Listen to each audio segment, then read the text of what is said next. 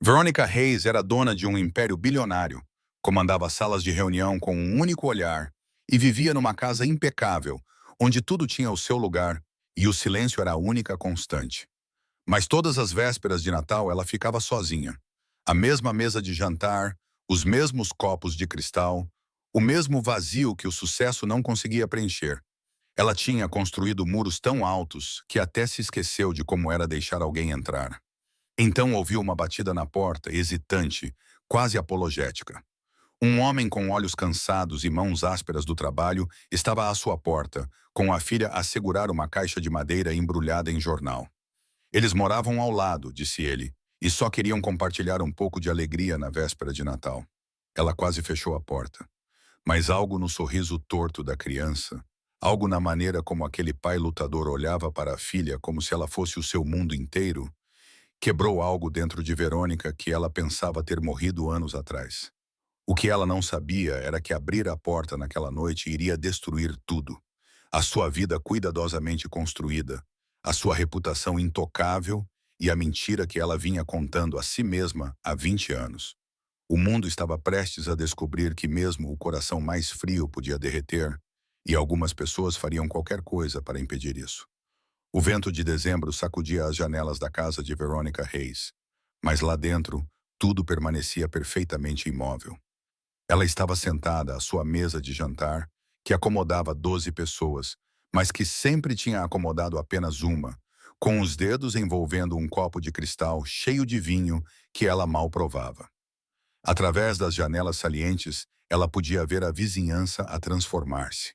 Casas enfeitadas com luzes, famílias reunidas nas varandas, crianças a correr pelos quintais cobertos de neve fresca. Verônica tinha parado de decorar há anos. A casa refletia o que ela se tinha tornado. Eficiente, bela na sua frieza, totalmente vazia. Desde o acidente que levou os seus pais quando ela tinha 16 anos, ela não se permitiu esperar por mais. Ela construiu a Hayes Industries do nada, tornou-se a mulher mais jovem a liderar uma empresa da Fortune 500 aos 35 anos e triplicou o seu valor aos 40. Agora, aos 40, ela estava sentada sozinha na véspera de Natal, rodeada por tudo o que havia conquistado e sentindo nada além do frio. A batida na porta ocorreu às 20h17. Ninguém a visitava sem avisar. Ela pensou em ignorar. Mas algo na gentileza da batida a fez levantar da cadeira. Quando abriu a porta, o ar frio entrou trazendo o cheiro de neve e canela. Um homem estava na varanda e, atrás dele, uma menina espreitava com os olhos arregalados. O casaco dele estava gasto nos cotovelos, as mãos ásperas e calejadas. A menina, com não mais de 7 anos, usava um casaco grande demais para ela e segurava uma pequena caixa de madeira embrulhada em jornal e amarrada com uma fita vermelha que claramente já havia sido usada antes. Desculpe incomodá-la, disse o homem com um sotaque suave do sul. Moramos na casa azul ao lado. A minha filha Rosie queria compartilhar o Natal com a vizinhança. Ele olhou para a criança, cujo rosto se abriu em um sorriso cheio de dentes. Fizemos algumas coisas e queríamos que tivesse uma. O primeiro instinto de Verônica foi dizer não. Mas a menina deu um passo à frente, segurando a caixa, e Verônica viu-se a olhar para olhos que não julgavam, apenas com o simples desejo de dar. O papá diz que todos devem ter algo bom no Natal, mesmo que estejam sozinhos, disse Rosie.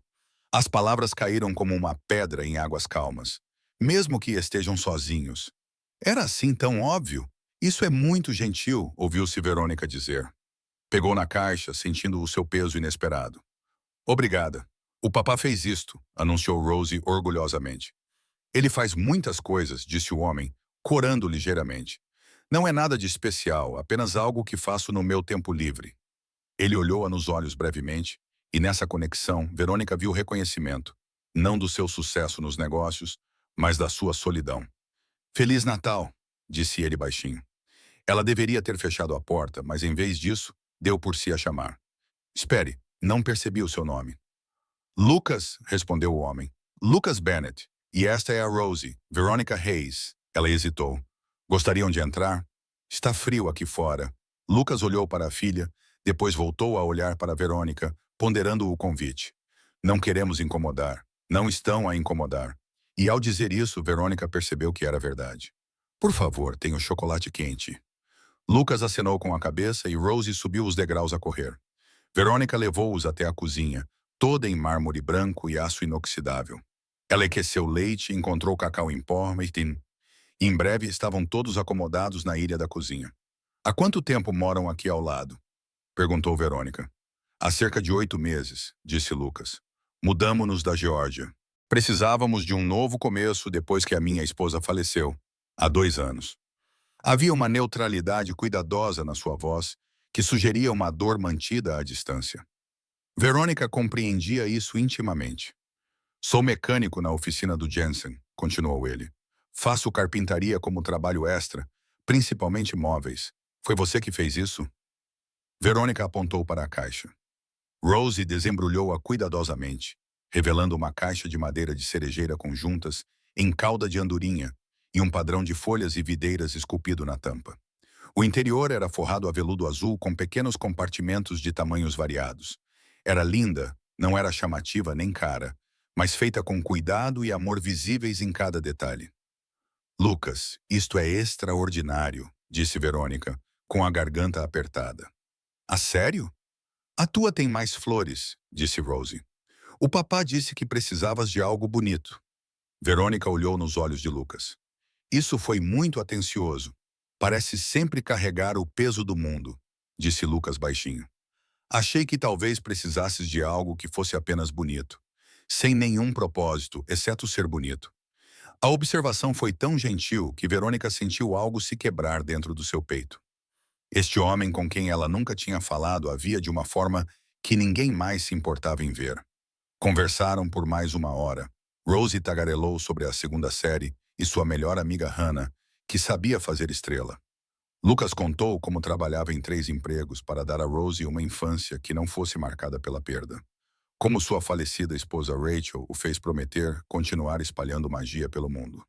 E Verônica, que não compartilhava nada pessoal há anos, se viu falando sobre o acidente dos seus pais, sobre construir sua empresa a partir da dor, sobre a solidão do sucesso. Quando finalmente partiram, Verônica ficou na porta, observando-os caminhar até a sua casa mais humilde, com suas decorações caseiras e luzes aconchegantes. Através das janelas, ela podia ver uma árvore de Natal com enfeites de papel, meias penduradas sobre a lareira. Era tudo o que ela dizia a si mesma que não precisava. Mas ao fechar a porta, percebeu que algo havia mudado. O silêncio parecia mais pesado. As superfícies imaculadas pareciam mais frias. E a caixa de joias parecia uma pergunta que ela não sabia como responder. Naquela noite, Verônica não adormeceu a pensar no trabalho. Em vez disso, pensou no sorriso de uma menina, nas mãos que construíam em vez de gerir, em como seria deixar alguém entrar na sua vida. As semanas que se seguiram tiveram um ritmo inesperado. Verônica passou a estar mais vezes na casa de Lucas e Rosie do que na sua. Aprendeu a agenda de Lucas. Madrugadas na oficina mecânica, tardes a fazer carpintaria, noites dedicadas inteiramente a Rosie. Ela começou a sincronizar as suas chegadas à casa com as deles, acenando o que se transformava em breves conversas que se transformavam em convites para jantar. Lucas era um excelente cozinheiro, fazendo magia com ingredientes simples. Ele pedia desculpa pelas refeições humildes, esparguete com molho caseiro, frango e arroz. Mas Verônica achava-as mais satisfatórias do que qualquer restaurante 5 estrelas. Talvez fosse a companhia, ou talvez fosse o amor que ela sentia em cada garfada. Ela começou a contribuir com as compras que apareciam à porta deles, com bilhetes a dizer que tinha comprado demais. Cartões presente para livrarias para a Rosie, novas ferramentas de carpintaria para o Lucas, que ela insistia que estavam paradas na sua garagem sem uso. A Rosie passou a chamá-la de Miss V, uma alcunha que fazia o coração de Verônica apertar cada vez que a ouvia. A menina corria para a cumprimentar com abraços espontâneos, arrastava-a para ver novos desenhos, para ajudar nos trabalhos de casa, para julgar competições entre animais de peluche que Verônica aprendeu a levar muito a sério. E Lucas estava a tornar-se algo que ela não conseguia definir muito bem, mas que sentia cada vez mais intensamente a cada dia que passava.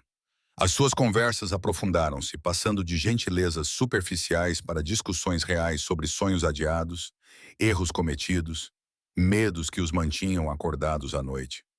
Conversavam muito depois de Rosie ir para a cama, sentados à pequena mesa da cozinha com café a arrefecer entre eles, e Verônica dava por si a reparar em coisas que não lhe diziam respeito.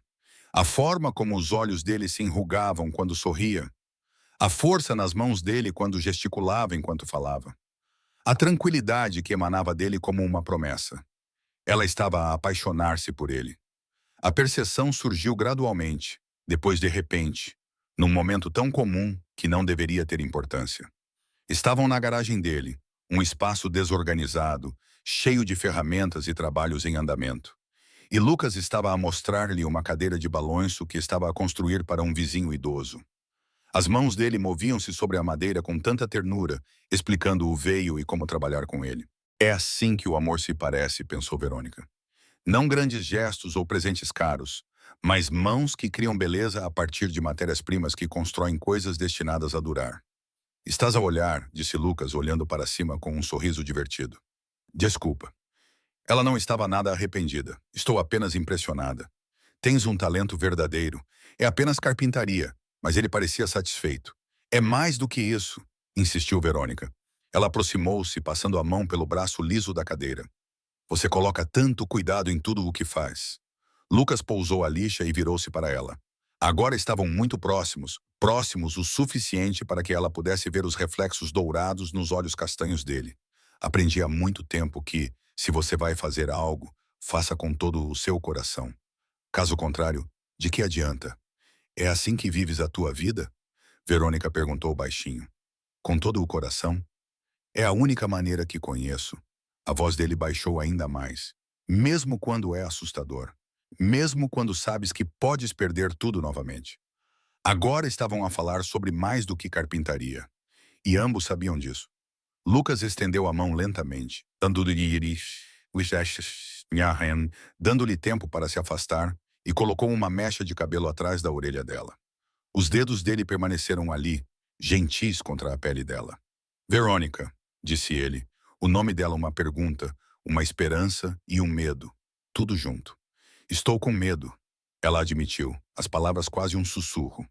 Eu também, o polegar de Lucas acariciou a bochecha dela. Mas acho que teria mais medo de não tentar, de deixar isso passar porque tínhamos muito medo do que poderia acontecer. Ela não sabia quem se moveu primeiro. Talvez ambos. O beijo foi gentil, hesitante, uma pergunta feita e respondida no mesmo suspiro. A mão de Lucas segurou o rosto dela com tanta ternura que lhe fez doer o peito. E quando os dedos de Verônica se enrolaram na camisa dele, segurando-a, ela sentiu algo se abrir dentro dela que estava trancado há muito tempo.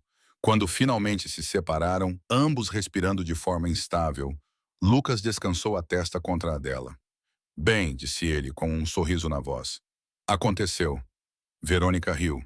O som trêmulo, mas genuíno. Aconteceu. Eu amo. Tu te arrependes.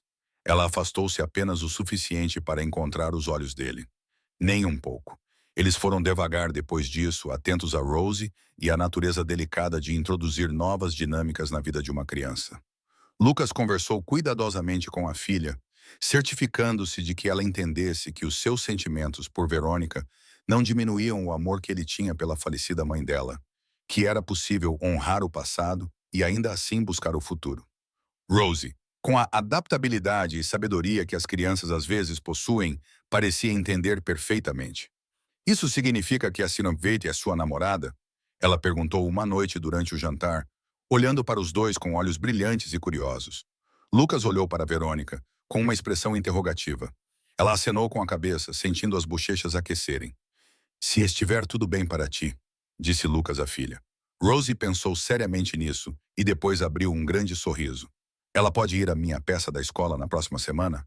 A mãe da Hannah vai levar toda a família e eu também quero ter uma família grande. Verônica sentiu lágrimas nos olhos. Uma família? Quando é que ela tinha deixado de se considerar alguém que poderia ter isso? Seria uma honra, conseguiu dizer. E assim as suas vidas começaram a entrelaçar-se.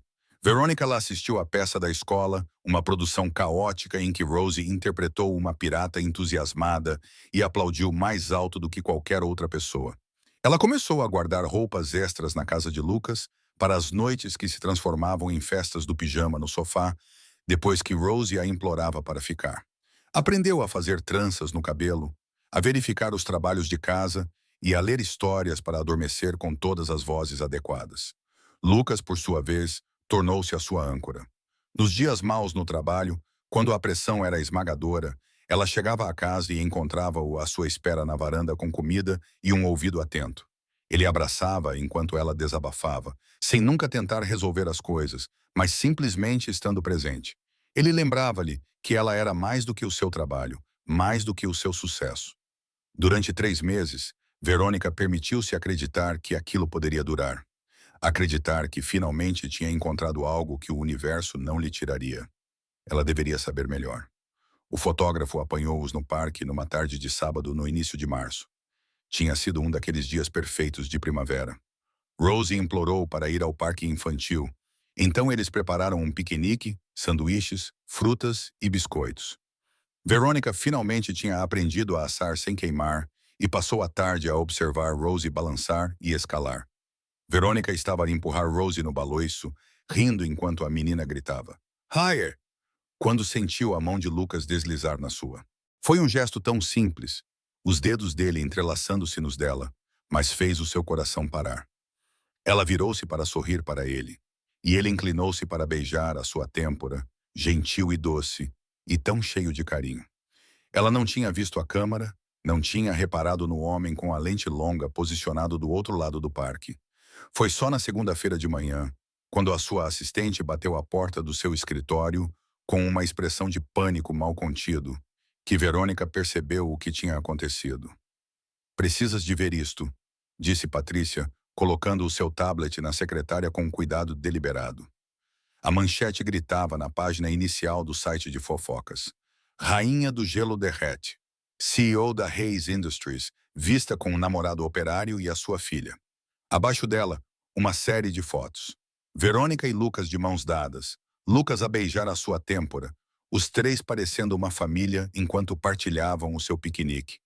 O artigo era pior do que as fotos, cheio de julgamentos mal disfarçados sobre o improvável casal formado por uma CEO bilionária e um mecânico em dificuldades. Especulações sobre se Verônica estava a aproveitar-se ou se Lucas era um caçador de fortunas e comentários cruéis sobre se ela estava a tentar brincar às casinhas porque se tinha concentrado demasiado na carreira para construir a sua própria família. Verônica sentiu um frio a espalhar-se pelas veias. Era disso que ela tinha medo, não do julgamento em si, mas do que isso poderia causar a Lucas e Rosie. "A diretoria se reunirá em 1 hora", disse Patrícia baixinho. "Eles estão preocupados com a imagem da empresa."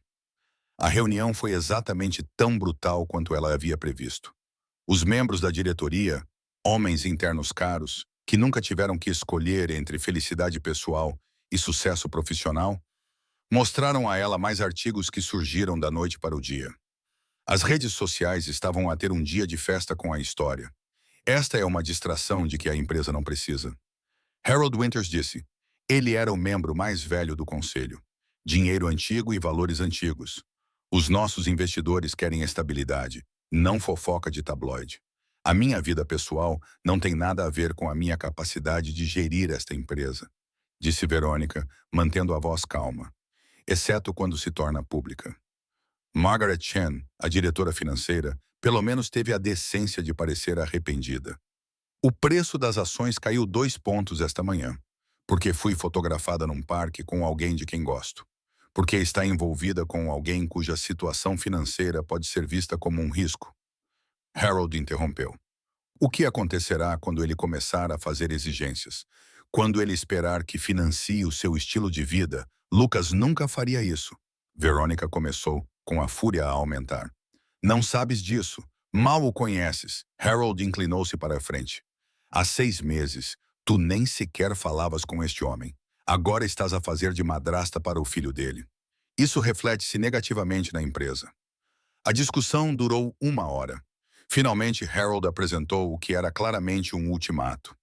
Não estamos a pedir que termines o relacionamento, mas estamos a pedir que sejas mais discreta. Chega de aparições públicas. Mantenha a sua vida pessoal privada ou renuncie e deixe alguém com melhor discernimento assumir o cargo. Renunciar à empresa que ela construíra com as próprias mãos e na qual investira 2 décadas, que fora a única constante num mundo que continuava a tirar-lhe tudo o resto. Estavam a pedir-lhe que escolhesse entre a carreira e o relacionamento. Ela saiu da reunião sem dar uma resposta. A casa que antes parecia um santuário, agora parecia um túmulo. Sentou-se à mesa de jantar e tentou descobrir o que deveria fazer.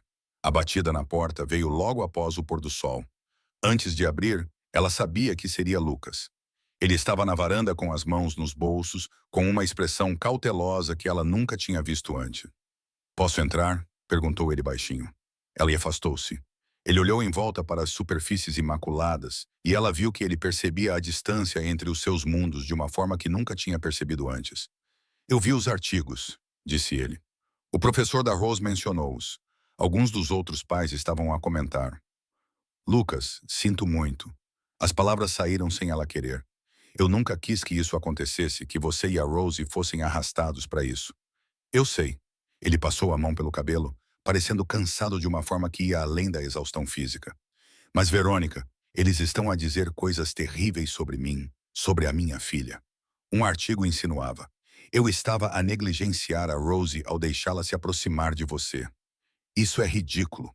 Qualquer pessoa que te conheça." "Mas eles não me conhecem", Lucas interrompeu, a voz elevando-se ligeiramente antes que ele se controlasse. "Esse é o problema.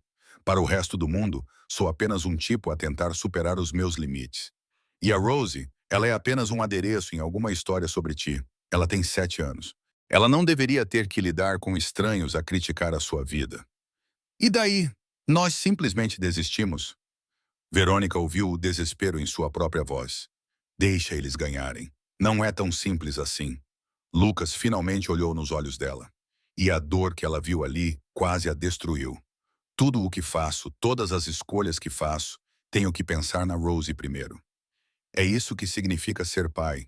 E neste momento, ficar contigo significa colocá-la no centro das atenções de uma forma que pode magoá-la." "Como posso escolher isso?" "Como podes não escolher?"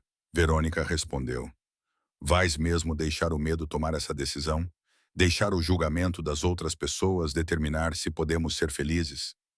"Não se trata da minha felicidade", disse Lucas baixinho. "Deixou de ser sobre isso no momento em que me tornei pai. Os meus desejos, as minhas necessidades, eles sempre vêm em segundo lugar em relação aos dela. E quanto ao que ela quer? Rosie adora ter-me por perto. Ela tem 7 anos. Ela não entende o que isso significa. O quanto pior pode ficar. O que acontece quando ela for intimidada na escola? Quando outros pais cochicharem sobre nós? Quando ela pesquisar o teu nome no Google e encontrar artigos chamando o pai dela de caçador de fortunas?" Ele respirou fundo. "Não posso protegê-la de tudo, mas posso protegê-la disso." O silêncio que se seguiu foi esmagador. Essa era a escolha, então, aquela da qual ela fugira a vida inteira. Escolher amar e arriscar perder tudo ou fechar-se e permanecer segura. Mas ela passou 27 anos jogando pelo seguro. 27 anos escolhendo segurança em vez de conexão. Sucesso em vez de vulnerabilidade, paredes em vez de janelas. E o que isso lhe trouxe? Uma bela casa para a qual ela odiava voltar. Véspera de Natal passada sozinha, perguntando-se qual era o sentido de tudo isso se não havia ninguém com quem compartilhar. "Não", ela disse finalmente. A palavra era calma, mas firme. Lucas pestanejou. "O quê?" "Não", Verônica repetiu mais alto desta vez. "Não vou fazer isto. Não vou deixar o medo tomar esta decisão. Não vou afastar-me de ti e da Rosie porque o mundo tem opiniões sobre nós e também não vou deixar-te afastar-te." "Oh, Verônica, ouve-me." Ela aproximou-se, pegando nas mãos dele. "Tens razão em dizer que a Rosie tem de vir em primeiro lugar. Tens toda a razão quanto a isso. Mas sabes o que acho que a magoaria mais do que qualquer outra coisa? Crescer vendo o pai desistir da felicidade porque tinha demasiado medo de lutar por ela. Aprender que o amor é algo de que se foge, em vez de algo que se busca. Ser ensinada que o que as outras pessoas pensam é mais importante do que o que sentimos." "Não é assim tão simples", disse Lucas. Mas agora havia menos certeza na sua voz. "Sim, é." Verônica apertou as mãos dele. "É assustador, confuso e pode explodir na nossa cara. Mas, Lucas, Passei toda a minha vida adulta jogando pelo seguro, construindo muros, convencendo-me de que não precisava de ninguém, porque precisar das pessoas significava que elas poderiam ir embora, poderiam morrer, poderiam magoar-me de maneiras que eu talvez não sobrevivesse. E funcionou. Eu sobrevivi, mas não estava a viver. O que estás a dizer? Estou a dizer que te amo. As palavras saíram intensas, definitivas. Amo-te e amo a Rosie, e não vou deixar que um bando de estranhos com acesso à internet tire isso de mim, de nós. Tenho medo de voltar a ser como as coisas eram antes de bateres à minha porta. Tenho medo de acordar daqui a 20 anos e perceber que deixei a melhor coisa que já me aconteceu ir embora porque tinha demasiado medo de lutar por ela. Lucas estava a olhar para ela, com os olhos brilhantes de lágrimas não derramadas. Tu amas-me? Sim, seu idiota. Verônica riu com um som fraco, mas genuíno. Eu amo-te. Amo a maneira como fazes o pequeno almoço para Rosie, mesmo quando estás exausto. Adoro como constróis coisas com as tuas mãos e colocas todo o teu coração em cada peça. Adoro que tenhas mantido a promessa que fizeste à tua esposa, mesmo quando deve ter sido impossivelmente difícil. Adoro que não me vejas como a CEO, nem como a história de sucesso, mas apenas como eu, e que de alguma forma aches que vale o teu tempo. Verônica. O nome dela nos lábios dele soava como uma oração, como uma promessa. Então, eis o que vou fazer, continuou ela. Amanhã, vou convocar uma coletiva de imprensa. Vou contar a eles exatamente quem você é. Não uma caricatura que eles criaram, mas o seu verdadeiro eu. Um homem que tem 3 empregos para dar uma vida boa à sua filha, que constrói móveis para vizinhos que não têm dinheiro para comprar novos, que dá presentes de Natal a estranhos solitários porque a sua falecida esposa o fez prometer continuar espalhando magia pelo mundo. Ela respirou fundo. Promessa?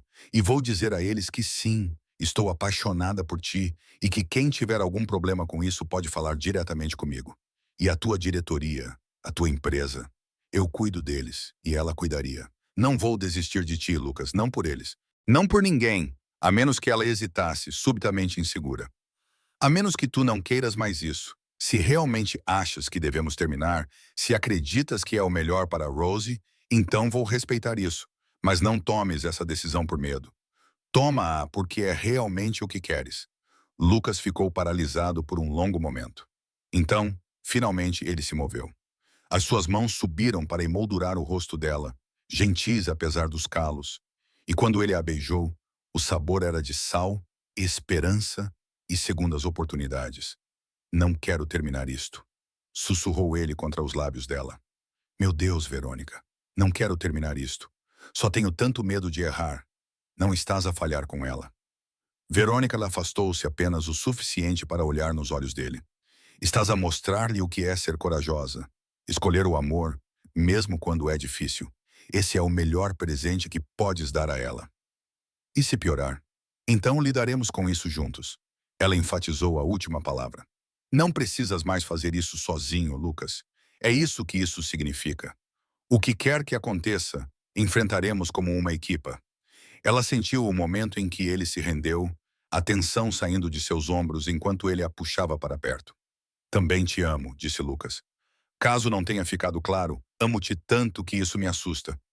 Verônica sorriu, sentindo as lágrimas finalmente escorrerem. Ótimo! É assim que quero que fiques assustado. E aqui? De qualquer forma, a conferência de imprensa 3 dias depois foi notícia nacional. Verônica ficou em um pódio na sala de conferências principal da Hayes Industries, diante de uma multidão de repórteres com câmaras a disparar, e recusou-se a deixar as mãos tremerem. Passei a maior parte da minha vida adulta tentando ser perfeita. Ela começou. CEO perfeita, imagem perfeita, controlo perfeito sobre todos os aspectos da minha existência. E eu era muito boa nisso. Boa o suficiente para construir uma empresa que vale bilhões, para ganhar respeito em um setor que não o concede facilmente. Mas a perfeição é uma forma solitária de viver. Significa nunca deixar ninguém ver as partes de você que não são polidas.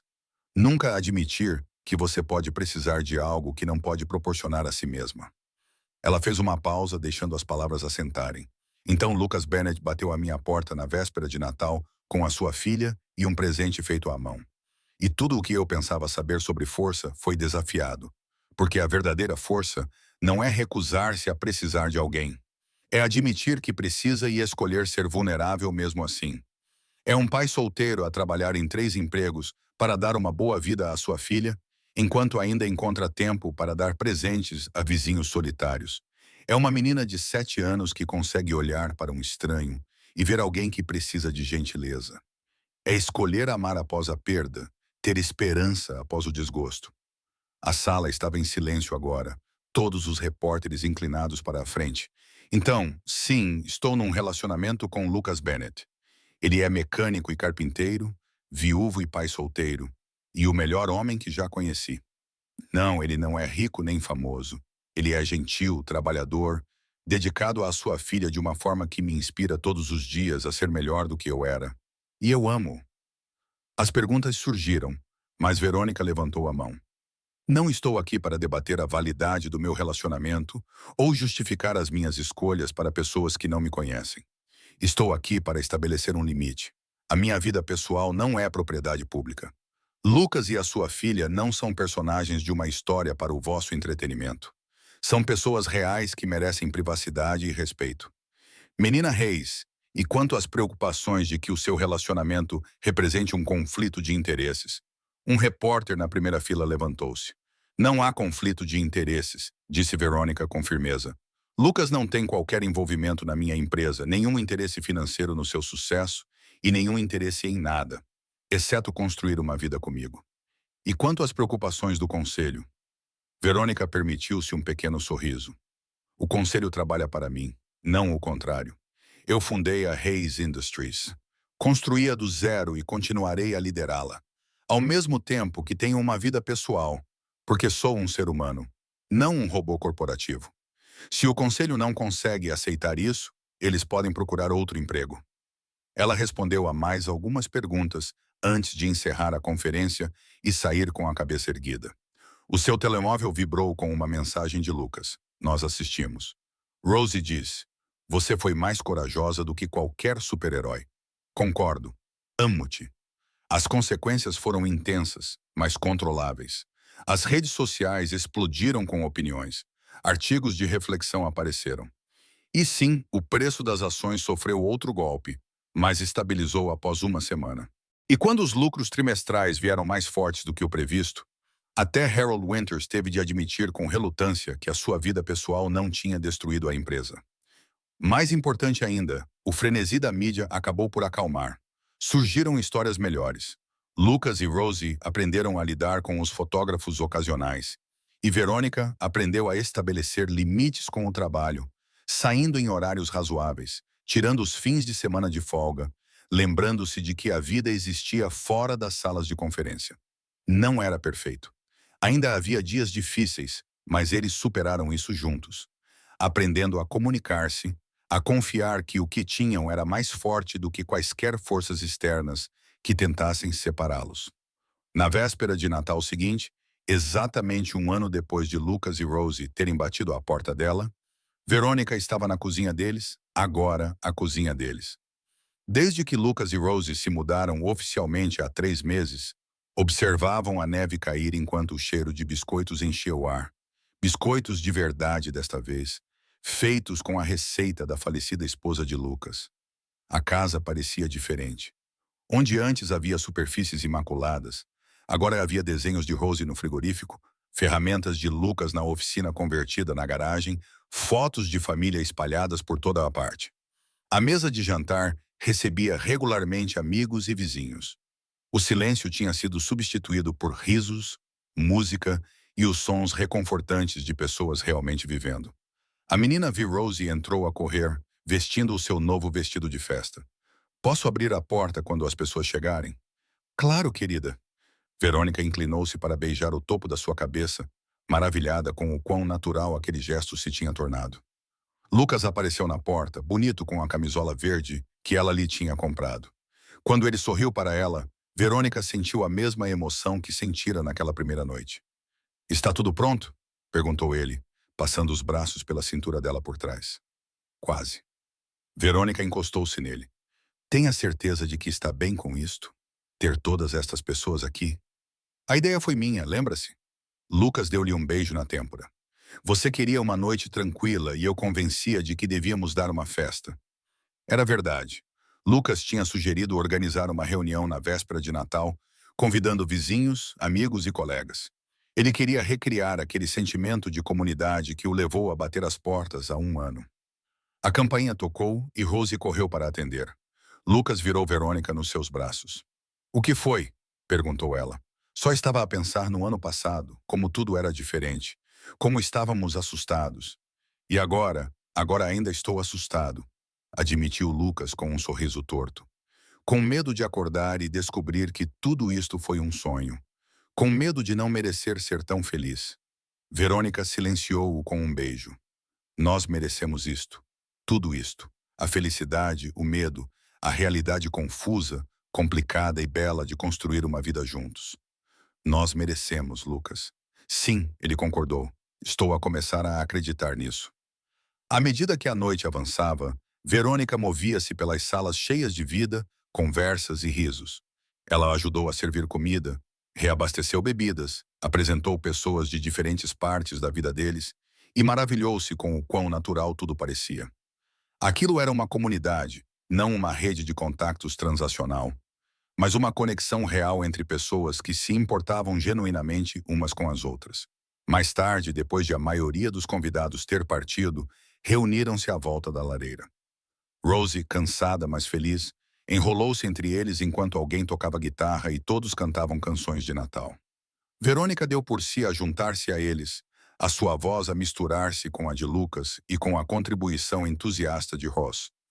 Quando a meia-noite se aproximava e os últimos convidados partiram, os três ficaram na varanda a ver a neve cair numa rua cintilante com luzes de Natal. Rosie estava meio adormecida no colo de Lucas, e Verônica estava perto o suficiente para que os ombros deles se tocassem. Feliz Natal, disse Lucas suavemente. Feliz Natal, repetiu Verônica. E ela realmente sentia isso como nunca antes. Eles entraram para colocar Rosie na cama. Amanhã eles iriam limpar tudo, voltar à rotina, enfrentar o que quer que o ano novo trouxesse. Mas aquela noite foi perfeita. Mais tarde, na sua própria cama, Lucas puxou-a para si. Obrigado por quê? Por abrir a porta naquela primeira noite e todas as noites desde então. Por ser corajosa o suficiente para nos deixar entrar. Verônica sorriu na escuridão. Obrigado por bater à porta, por se recusar a ficar trancada, por me mostrar o que eu estava a perder. Somos bons juntos, disse Lucas. Somos melhores do que bons, corrigiu Verônica. Somos reais. Enquanto adormecia, rodeada pelas provas da sua vida em conjunto, Verônica pensou na mulher que tinha sido um ano antes. Bem-sucedida e solitária, convencida de que a forma mais segura de viver era nunca arriscar gostar demasiado. Aquela mulher estava à espera sozinha na véspera de Natal, quando um pai solteiro e a sua filha bateram à porta com um presente feito à mão. E ao aceitar aquele presente, ao escolher abrir a porta e o coração, ela descobriu o que estava a perder, uma família. Não aquela que ela havia perdido, mas aquela que ela havia escolhido, pela qual havia lutado, que havia construído com confiança e coragem. O presente que Lucas trouxera não era uma caixa de joias. O verdadeiro presente era a possibilidade de conexão, de amor, de uma vida que era confusa e complicada, mas que valia absolutamente a pena a cada risco. Ele deu-lhe esperança quando ela se esqueceu de como esperar, companhia quando ela se convenceu de que a solidão era força e uma família quando ela deixou de acreditar que essas coisas eram para ela. Ambos tinham medo de arriscar, mas fizeram-no na mesma, e essa coragem transformou tudo. A CEO, que esperava sozinha todos os natais, encontrou a sua família. O pai solteiro encontrou uma parceira. A menina encontrou a família alargada que desejava. E nesta véspera de Natal, um ano depois, nenhum deles estava sozinho. A caixa de joias que Lucas tinha feito estava na cômoda de Verônica, ainda bonita, ainda preciosa, mas já não era o presente mais valioso. O presente mais precioso não podia ser segurado nas mãos. Ele vivia em momentos como esses, em escolher o amor em vez do medo, em abrir portas em vez de construir muros, em ter a coragem de acreditar que merecia a felicidade mesmo depois da perda. Esse era o verdadeiro presente. Essa era a magia. Não em momentos perfeitos ou finais de contos de fadas, mas na bela e confusa realidade de construir uma vida juntos. Em ser corajoso o suficiente para bater em portas fechadas e generoso o suficiente para abri-las. Verônica tinha assumido esse risco. E embora o futuro permanecesse incerto, ela tinha a certeza absoluta de uma coisa. Nunca se arrependeria de ter aberto a porta naquela véspera de Natal. Nunca se arrependeria de ter escolhido o amor em vez da solidão, a vulnerabilidade em vez da segurança, uma vida cheia e confusa em vez de uma vida vazia e perfeita. A mulher que esperava sozinha todos os natais finalmente encontrou o que procurava. E a resposta estava bem ao seu lado o tempo todo, embrulhada em jornal e carregada por mãos que construíam coisas lindas, apenas esperando a coragem para bater. Tudo o que ela precisava fazer era abrir a porta.